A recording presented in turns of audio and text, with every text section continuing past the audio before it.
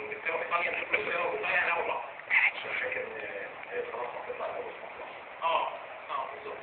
الى نصف النهائي اتمنى معرفه من هو اقوى خط دفاع في البطوله واقوى خط هجوم من الكاس النهائي. مين اقوى خط دفاع؟ اقوى خط هجوم يعني انجلترا وخط الهجوم يعني بالنسبه للتهديد ولا كلعيبه كويسه كتركيب عندهم الفلوس وعندهم مش كتركيب اساسي كده كانت 4 وكده كانت 3 ثاني اعتقد كده اقوى خط ولا جابت 4 واحد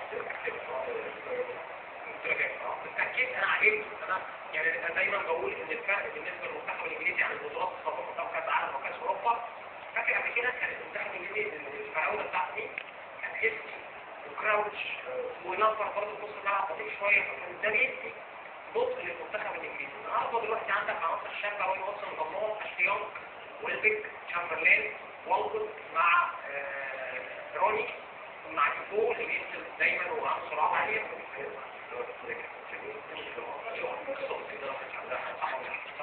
هنتكلم عن انجلترا. طيب بسرعه بس نجاوب على مينو اسامه ابو اسامه اللي دايما بيتابعنا كل يوم. مين اقوى خط سواء اسبانيا وانجلترا او اقوى خط دفاع؟ المانيا.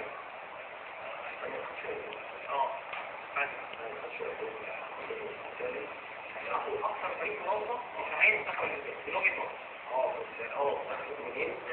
لكن في سرعات وفي لعيبه اجازه على الهواء تبدا هجمه اسبانيا. طيب ازيك يا كابتن كريم؟ احمد دسوقي ان شاء الله ايطاليا بطل